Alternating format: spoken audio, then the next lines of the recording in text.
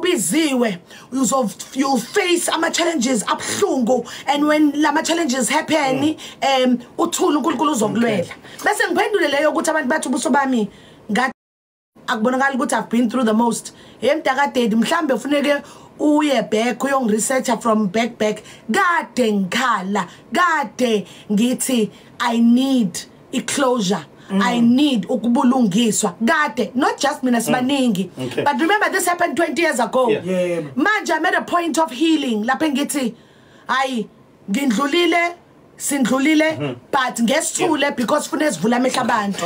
Ngisiyama kakhulu sisiwambe ngithi asiqale nje kule umbuzo leyo nalezo zinto abantu abayishoyo ngithi asiphakamise eqala bese siqhubeka ke asiqhubeke ngiselBeyonce asibuye la kudadewethu ke sikhulume manje ngeyimangaliso ke ezenzeka lapha ya kuleli sonto ngoba lamasonto lawa noma leli sonto sikhuluma ngala aswayeke namanje sikhuluma ngaleli lika mnumzana uJoshua sikhuluma ngaye ukuthi ubesukumisa ishosha kufika abantu bethole ngeenhlaka begula bafike eqinqo basinde njalo ubuyibona lezi zinto zenzeka sichazele bekwenzeka kanjani konke into ekhona yini ngicela ukunikeza example ngabona mina besiya ku crusade crusade esaya kuyo I'm sure I think I Singapore so sihamba 1 month before crusade yini crusade anisho phela lento ukuthi kahle leyo kufaka amathende ukuthi khona umfundisi ngoba kunama branch emhlabeni ngehlukene so ufaka itende lokishini kahle crusade so benifuna ihambela amazwe so anisho phela funeka hambela amazwe phela because uyayifuna ukuthi abantu bamazi ukuthi adume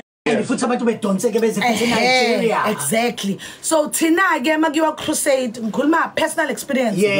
Efike engqondweni masipiti le yase Singapore. Masiye Singapore uyakhethwa phela ukuthi kuhamba abantu nobani ngesihambe sonke phela sibaningi. Then sizohamba 1 month before crusade. Mawahamba 1 month before so utsheliwe ukuthi okay fine mina njengoba ngishilo izolo ukuthi bengicula benguchorister right so ngiyazi ukuthi ngizocula on the day of crusade but the reason why isihamba 1 month before we are going ukuthi sohlanganyela for example mhlambe khona isonto elilodwa nje elaffiliate naye kuleyo ndawo masifika leyo sonto lelo sonokuthi basintroduce to ama politicians walapho abantu abane financial muscle ama high profile people and then from there thina our job ukuthi singene basintroduce to ama sonto amanye ukuthi si heha abantu ukuthi hayibo uyeza uTB Joshua uyeza uzonilapha thizen but masile thina 1 month before 2 weeks before afika yena uProphet kuzofika abantu abaqhashiwe it's either from South Africa or from Mexico from different world maybe uzothatha 10 from different countries ba flyiswe down maybe fika ke baqhashiwe bakhokhelwe baba fika ke ilapha esibatshela khona ukuthi okay nina no 10 laba nikuma wheelchair nezwa nina laba no 10 laba ninosifo ninengculaza right nina ba u10 laba sinjela nje ama scenarios are different abanye banezifo zenhlangothi ama masturbation stroke that is why makathi Joshua ngeke uvele ufike nje uthi ufuna ukuthandazela ngeke ufuna kuye through a process of registration register yebo uthi nje ngizothandazela awuvele uthi ngicela ukuthandazela unless buka ufuna ukufike number 1 before a crusade nasesontweni on a Sunday awuvele uthandazelo nje prayer line funa ukufika Friday go through the registration process siyakuvetha ke lapho vetting system uyasho igama lakho isibongo what job oyenzayo yini into ekuphethe usitshela ibhala phansi yonke into nje ayisho phela uma ufuna kube ne placard uma ne placard ebhale zonke izifo zakho I placard iboard elibhale lonke izinto zakho iboard ebhale zonke izifo zakho so masikubona ukuthi hayi uSelBeyonce ngempela ugulela ukufake hayi sizomthatha lona sharp kodwa unemali uSelBeyonce ngesimxosha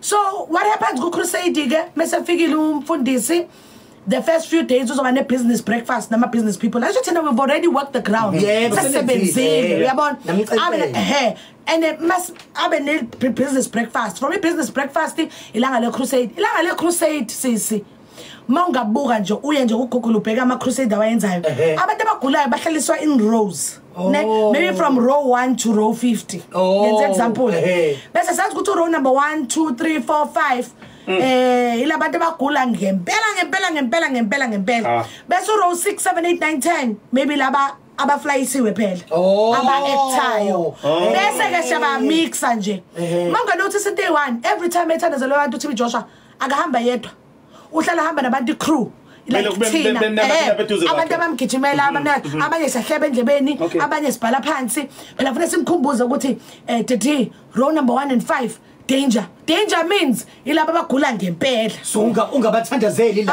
uzobathandazela bese siyazi ukuthi 6 to 10 ilabo imiracles enza khona so into azoyenza so imiracle engekho buka imiracle engekho so into azoyenza uzoqala vele ku row number 1 uzongena nimbone nani but mangambheka nje ngiyani ku Google nibheka uthandazela abantu kanjani akazi ngqo uya row per row hamba ama zigzag akubeka isandla so wena ugula ngempela ukuthinta awema ngizophola my faith yabona my faith akuthinta adlule kwena thinte mafika ku 5 and 6 ilapho ke abantu bazosuka umuntu ne wheelchair sekayahamba umuntu I'm healed bese sigijimana nama camera kanjalo laba gula ngempela basahleli abuye futhi abathinte from there phumile shwi gone. So thina ke seleke umuntu uzotha ngempela kodwa mina ungithandazela kodwa angapholi inhlungu ngisazizwa sithi hayi your faith faith kuthiwa it must be small like a mustard seed and ebhayibhelini and ukuthi akubone futhi one on one kusasa you need to plant a seed sow a seed what is sow a seed what does that mean khipha imali ufaka imali phela ke and then from lapha sizokuthengisela khona ke manje oil amanzi zonke lezi zinto zenza ukuthi hayi uzophola self beyond angibuza ababuzanga elangeni from there you need anointing oil leyo so from there go back from there anisho phela kusasa uzombona one on one ngempela sokuvumela uzombona vele one on one umboni one on one uzo obviously professors okunika yona remember thina we were there 1 month before I feel it's just like laba bathandazela yona Sunday lapho konke yakhe Friday before inthandazela ngibuyizolo ngithe thina kwathi wathi kithi Saturday night gqokani lengubo ozoyigqoka Sunday so that kuzoba ngathi day 1 no into ukuthi sifuna ukumatcha ukuthi uzobe ugqokeni kahle the day prayer service no so that izothi kumfundisi ulogqoka ingubo epink hilogqoka ingubo red mfundisi uyena loyo iprofessor yakhe 1 2 3 4 5 uthe unenkinga eziso bese mekeza ukutshela umfundisi useyazi yonke into ngawo uwazi yonke into ngawo ukutshela ngathi prophet kanti yini enithathe imininingwane exactly njengoba kuma crusade the night before ku crusade nakhona sizontshela ukuthi registration iza ngale ngubo vele ozoyigqoka Sunday so uzofika yabona nje ngigqoke kanje ufika ugqoke le ngubo Saturday sithi hayi senza ama pre-interviews uzokholelwa vele bese mina ngiyakubuza ukuthi konje inkinga yakho bokuyini ngiyabhala ngaleso sikhathi ngiyabona ukuthi wanisho bala khona abanye buka khona laba abanye if abaphilanga at least fune bathola prophecy uyayibona ngenani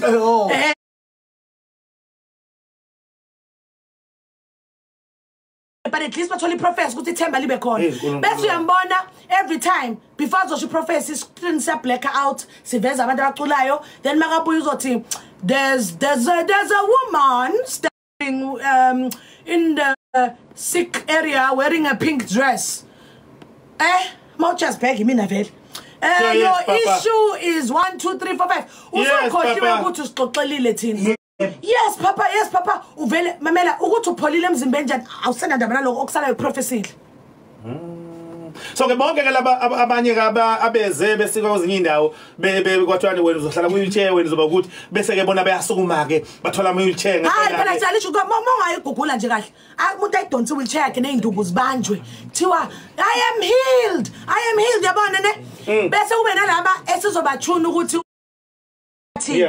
arase sithi wena anisho bathi to attract uNkulunkulu ufune kurase bese uzothola umama mebahleli nengane athi man of God pray for me lo yasimtshela ukuthi mawungarasi ngiyakuthola ilingi yakho kanti akaguli ngempela vele ulo oflyisiwe naye man of God pray for me so to draw your attention yakhe and again why for camera so izo icamera kuye asho inkinga yakhe all of a sudden most of the time abanjali laba ngakhona ukuhamba bese athi man of God akuthandazela quickly hawu so yasukuma uyahamba manje lama anointing oil awasebenzi vele hayi wesisi ama anointing oil kahle olive oil olive oil lo ithenga chekasi ithenga kuphi into abayenzayo bona bayayikhulekela bayibeka izandla or they perfume it bayifaka iperfume uthi niwe ngendlela yabo and then mabaqeda lapho bayithathe baye kuma containers amancane bafaka isticker ke sakhona sasebandleni ukuthi yebo phela and then bayidayise njengamanzi amanzi akhiwe empompini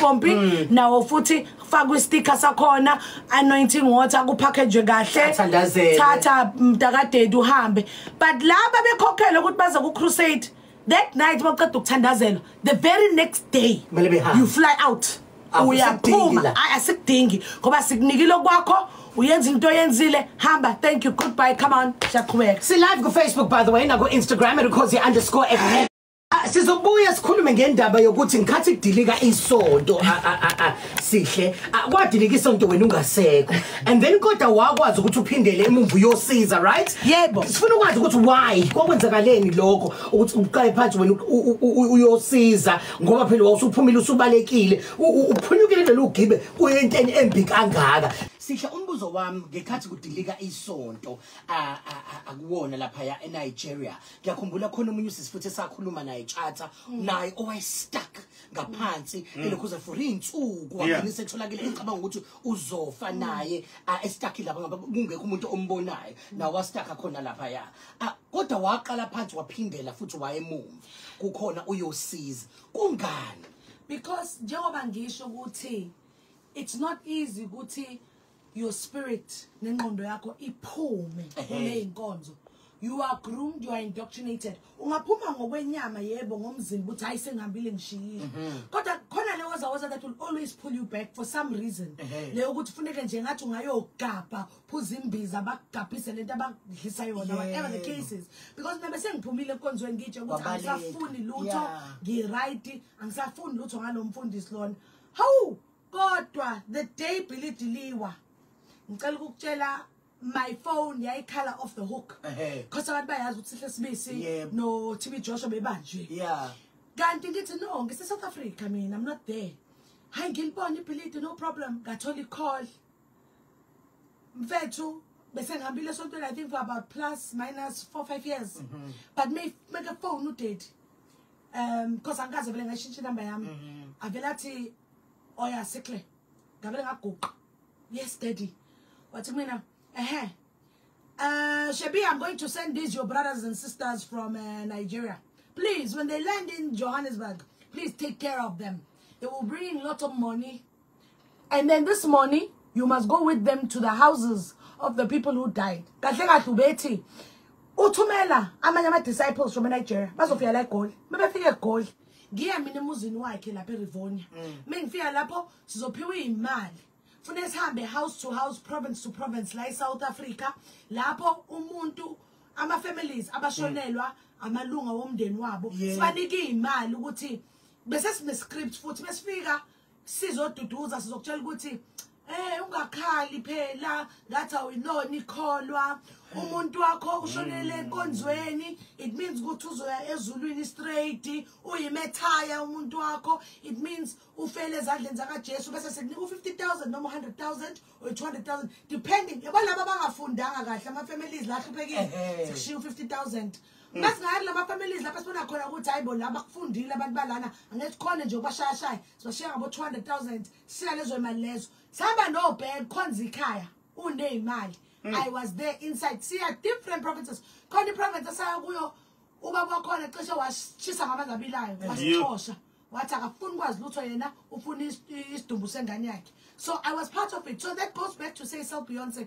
that is why umuntu bese ephumile kule inkonzo ezinjena it's advisable ukuthi buyela kini mhlambe bakenzela umsebenzi bakushisa ngempepho bakuphuza isimithi ugabe yonke lemhlolo le ukuthi ube umuntu right otherwise iwoza sasekhona usazobuyela because they indoctrinate you it's hard you can leave the church but anisho futhi they instill fear in you ukuthi once uhambe esontweni uzofa once uhambe esontweni into zakho ngeke sasebenze right ngeke kube lutho ngokusuka la ngeke kube yilutho uzoba ngeyiphara so naleyo fear plays a role so it's a mental problem you understand hayi Kuyakuzwa Thethu abantu abaningi abathanda ukukhuluma nje ngoba ukhuluma nje futhi ke bakubiza ngawonke amagama lawo yindaba pho uqhubeka uthi wena cha ngeke ngiphela amandla ngizoqhubeka mamela bangangibiza ngamagama abawathandayo if umuntu igama ngibiza ngalo lilethi imfudumali emzini wakhe hayi meqhubeke mina it's my truth ngihleze ngisho ngithi iqiniso lami it happened to me kwenzeka kimi but it doesn't define me so angeke umuntu beqala ukuzwa le story vele emlandela uzovela athi hayibo ngeke umfundisi wethu athina but since 2012 usihle khuluma abafethu hambani your research kahle but as I say it happened to me but it doesn't define me iqiniso lami kwenzeka kumina kodwa it does not define me. Okay, so zikuphi impilo zenu njengamanje nalabo abanye abantu kukhona laba okwenzeka kubona ngibabonile kuma documentary ngiyambona nomunye futhi ngisekhohlwa igama lakho untomazane lo igama lakhe ugay futhi naye njalo njalo niyaxhumana nabo kuhamba kanjani empilweni zabo? Right, so impilo zethu ke right now abantu bayasebenza abantu banemizi yabo abantu bayaphila but ngeke siqamba mangasithi we are completely 100% whole khona iphathi yethu le yaphuka you understand for example khona umunye lapha oku documentary yena udecide nje enhlobo ukuthi yazini mina it's fine I belong to the LGBTQIA+ community get right khona banganayibeletho abakwazi ukuzala due to the multiple abortions that they were subjected to lapha enkonzweni you understand khona abanye nje emotionally bathi into ethi inkonzo noma isonto angifuni nokulazi mina in my case yabona lamasonto kwabantu abafike la ekhaya ngevisa angihlangene angifuni nokwazi buzongitshela ngedeliverance buzothi mina wena udinga deliverance nani angikudingi nje phambi kwami because ngiyayazi deliverance ihambelana nani ucabanga ukuthi bakhipha something kodwa bafaka something so nje for mina ngi-right inkonzo kule nkonzo yami le ngena ngo9 iphume ngo10 full stop lezi ezinye angihlangani noma ngingagceka nithini lo othi usihle udinga deliverance makayo deliver yena qala sibone ngayi sihle uthi ufuna ukuqwashisa abantu ngento wena udlule kuyo njengoba njengamanje uyishabasheki nje esimelela yonke nesixwayisa bonke abantu ngezinto ezifana nalezi ikakhulukazi ithinta inkolo nje kanje kungani kubalekile kulo lokho? Kubalekile kimi because that's how ifoundation yami yazalwa iKwanele Foundation. Yes, because iKwanele Foundation uKwanele means enough sikhathele manje and it happened ukuthi kahle kahle mangibona icase ka Omosoto if you remember khona umfundi othiwa Omosoto naye phuma eNigeria ubenza the imgilingwane efanayo so mengibona leyo case it triggered something ngaphakathi kwami ukuthi ayibo I was once like her benginjengalo sisokhulumayo and then gathi no Kwanele Foundation was birthed from my pain which is a gain for abantu abaningi because under Kwanele Foundation is no office elithi Kwanele Mfundisi. We are not against the church. Asigxeki inkokolo yenu noma ngadlo fish nidla imfene nenzeni asihlangene nalokho but we are against the abuse of abantu uqolo kwabantu einkonzweni either emotionally, physically, financially. We are against that because the Kwanele Foundation is a gender-based violence and femicide NPO.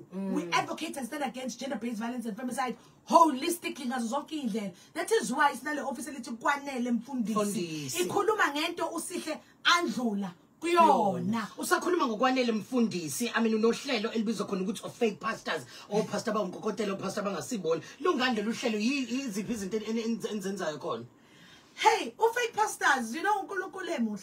Ngizothi uNkulunkulu emuhle ngoba vele muhle. You know, fake pastors came after ngenza fake marriage. So last year October, November, December, ngafonela Mojalaf, but ayibo chakudinga khona ishow ozoyithatha. Ayibo my daughter was still alive then. So ngaqala ukushoot fake marriage, kwaba right, and then obviously it only aired this year. And then when the concept of fake pastors came up, ngabizwa futhi kwathiwa you are perfect to host the show when because you know the ins and outs. But people must be aware. If fake pastors, we are not exposing abafundisi. We are a show a reconciler imindeni. What do I mean? buka mina ngathatha ngahlala eNigeria for how many years? Yeah. You understand? Yeah. So khona mama no baba nama family members akhalayo ukuthi ingane yethu asayazi ukuthi kuphi seyihlala esontweni ini ke lokumfundisi. Noma khona umama ou baba thizeno ugogo umkhulu o decide ukuthi yena indlu yakhe uyayithengisa uyithengisela umfundisi ipension yakhe yonke ne provident fund uyibhala under umfundisi. Yebo sinesizo. No, iyenzeka leyo. So if fake pastors is show yokuhlanganisa reconcile ama families together and to ukuletha ubulungiswa. So unfortunately masizo reconcile imindeni baba umfundisi makunegeme ozenzayo hayi mina ngizange zokuexpose mina zo reconcile abantu azozibonela nabo phela ku TV ukuthi hayi shothi into engasile lena aze kwanzima yeah baningi abantu asebedlule igamekweni ecishe ifane nalesi sakho sontweni ekhaya nasemsebenzini kune support group onayo awusichazele ngayo. Oh yes, no, so the support group it's called grief support group. It's so amazing. After after my daughter passed on this year, Alisha Bati diagnosis was a ruptured brain aneurysm. So I see as good in Lento. So we're in research. Brain Aneurysm Foundation Boston, the USA. So Sakali Foundation called the Kanisile Pediatric Foundation for Brain Aneurysm Awareness. So through that foundation was a diary of a grieving mother. What is that? It's a grief support group for all mama abalahlekelwe yingane. Because ngiyazi iphenyo yokulahlekelwa umyeni, right? But engane ngiyazi.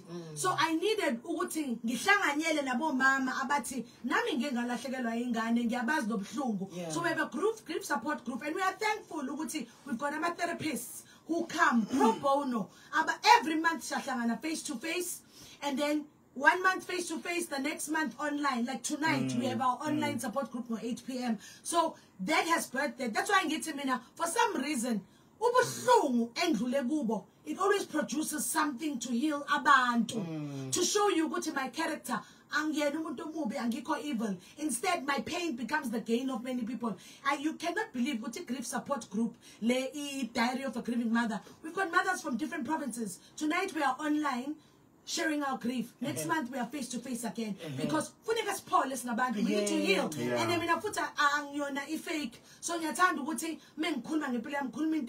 is why a Diary of a Grieving Mother is there to heal abantu abashonelwe yingane. Sihle siyabonga kakhulu.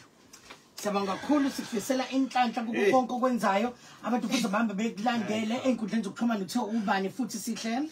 Enkundleni zo right now ngi live ku TikTok Kwanele Foundation. And then go Facebook, Kwanele Foundation, Instagram, Kwanele Foundation, and now go YouTube, Kwanele Foundation. Yeah. What was it? Yeah. Ungayiki siza abantu. Ngeke. Baxwayisa ngalezinto ngoba abantu bakithi ngenxa yencindezi yokweswela kwesikhathi ukugula yini bayithuka sebengena into njengalezi. Nanokufuna uNkulunkulu bebengazi bangamthola phi bayithola sebengena bayithola sebengena ingibeni njengalezi and mawusuphakathi kulamasonto akuphumeki and abantu bakhona njengobusho nje mawuthi umuntu uyamvusa uyamxwayisa uthi hayibo abafuni ngisho ukulalela dadewethu nje qhubeka ngami ungayiki ngoba ukhuluma ngento odlule kuyo. Yeah, omunye umuntu vele ngoba akadlulanga kuleyo nto uzongayizwa lento eyishoyo noma ngayiboni ngoba akazi ukuthi ukhuluma ngani. Yeah, elogcina lakho so ukhona ufuna isho. Yeah, cha ngifisa umvalelisa nje ngemvume yakho mdidiyeli wohlelo. uMathewu chapter 7 verse 15. Jesu Kristu wakhuluma lamagama wathi xwayana abaprofeti bamanga abeza kini bembathise okwezimvu kepha ngaphakathi beyimpisi eziphangayo. 16 niya kubazi ngizithelo zabo. Kungakhiwa yini izithelo zomvini emeveni noma emakhwiyaneni akhakhasini na? Uthi uverse 18 umuthi omuhle ungethela izithelo ezimbi nomuthi kasho la ngoba nawe sihle wawubona uNkulunkulu qobo lwakhe. Angithi uyabona? So mase ukuvukile waphaphama wavuleka amehlo entweni njengalezi akwandele bana kuyonto kanombani bambalwa abakwazi ukuthi bavuleka amehlo umbhalo before le ngufundile usho njalo uthi indlela ebheke ebhujiseni inkulu baningi abahamba ngayo kodwa bayingcosana bayithola le ebheke ekuphileni akulula ukuyithola baqapha abantu besifazane hayi bakwethu asivula amehlo nje bakwethu asivuleni amehlo nalento yokwethemba umuntu umthemba uzungezwa lutho noma hayibo lithi iBhayibheli wena uthemba lokushoya lo mholi wakho ngoba ngatshela ukuthi mina nakhe ngikwazi yazi ukuqaphelisa abantu hayi bafethu ngeke man hayi ukuqaphelisa abantu ukuthi yabona ilunga lakho lomndeni yonke into ayenzayo mase umfundisi uthe isonto lithi ingozi lithini iBhayibheli lithini iBhayibheli izwi kaNkulunkulu honor your mother and father uthi insuku zakho zande ezweni but uthola ukuthi umuntu noma eganiwe uthola ukuthi as a wife umyeni wami angisamphekeli angisana sikhathi sakhe kodwa umfundisi bethe uyangidinga 100% hambile uyekudate umama uye kudate uye kuphapha bafethu ngeke abantu bayibonile fake pastors first episode uma ubekhala ukuthi ingane yakhe iye kumsebenzi ithengisa umuzi sihlala full time enkonzweni baphuziswa fish oil wathi umama bebeyiphuza bahlanza ama spiritual snakes live on camera siyabonga dadewethu uhambe kahle yazo sibonga isibindi sakho nje ngiyabonga kakhulu qhubeka uxwayisa abantu ngeke bamqede ubhovungani baba